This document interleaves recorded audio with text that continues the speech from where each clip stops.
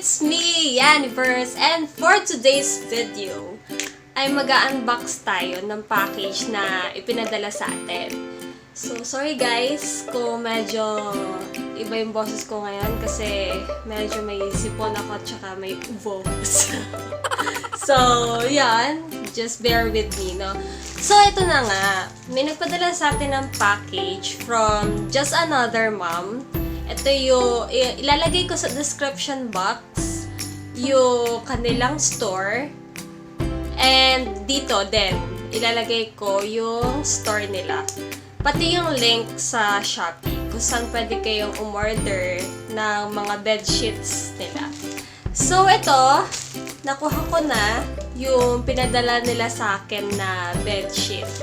So, thank you so much, Just Another Mom. So, unbox na natin siya. So, ngayon, meron din tayo scissors na dala. Pero, iganto muna natin siya. Tapos, kung hindi talaga mabuksan, saka na lang natin scissors. For scissors naman. So, ito na siya.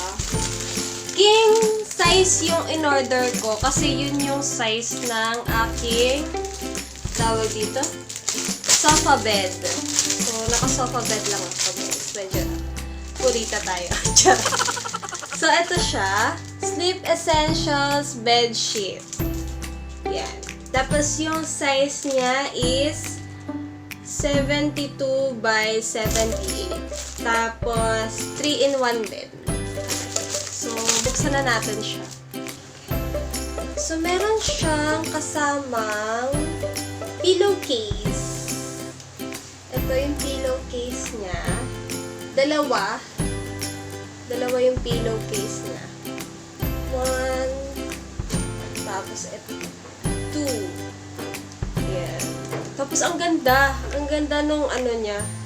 Yung tela, yung texture ng tela. Gusto ko yung mga ganitong tela eh. Paano ko ba i-describe yung texture niya? Medyo makapal siya, no? Hindi siya manipis. So, yun. Tapos, ito naman yung bedsheet na mismo. So, ang laki niya. And then, wow! Ang ganda! May mga pa-stars. Oh my gosh! Tapos, kaya ko siya nagustuhan kasi may garterize siya. So, ayun. Excited na akong isukat to doon sa aking sofa bed. So, let's go! Kasi baka medyo makagard tayo ng very light.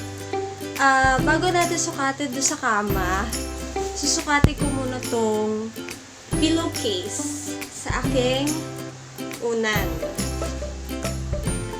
So, ito yung aking unan. Sige natin.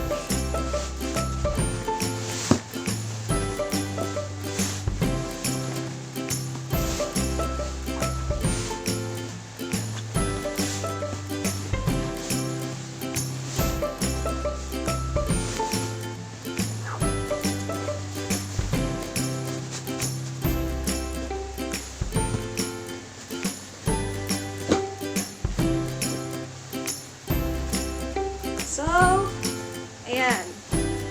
Ito na yung aking unan with pillowcase.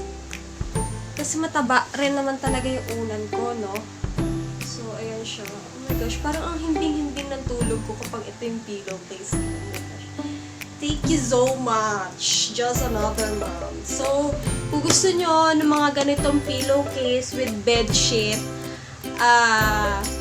pumunta kayo dun sa description box, click nyo yung link, tapos order na kayo. Tapos, magkano ba yung bili ko dito? 252 yung bili ko dito. So, very sulit na talaga. As in, legit. So, next is, sukatin naman natin yung bedsheet dun sa ating kama. Nasukat ko na siya dun sa aking, tawag dito, sofa bed, and kasya naman siya, pero masyado lang siya malaki. Pero wala naman problema kasi pwede mo naman siyang i-fold. Tapos, sinukat ko din siya doon sa mas malaki naming kama. And kasyang-kasya talaga siya. Tapos, ang ganda-ganda ng design. Parang, mapapa-sun and moon talaga ako kapag natulog ako, no? So, ito yung itsura niya doon sa malaki naming bed. Kasyang-kasya siya. Tapos, ang ganda din ng texture nung, nung tawag dito, nung bedsheet kasi makapal din. So, perfect talaga. Ayan. So, that's all for today. Baka nagtataka kayo kung bakit ako naka-face mask. Kasi baka mamaya may malanghap na naman ako na something else, tapos masipon na naman ako. So, ayun na nga, nag-unbox lang talaga ako for today. Ayan yung itsura niya, no? So, eto na, tatapusin ko na talaga. That's all for today. Nag-unbox lang talaga ako. Sana nag-enjoy kayo dito sa unboxing na to. And wag niyo kakalimutan mag-like, comment, and subscribe. And support nyo na rin yung mga Filipino vloggers. Share mo na din tong video na to para mas masaya. Bye!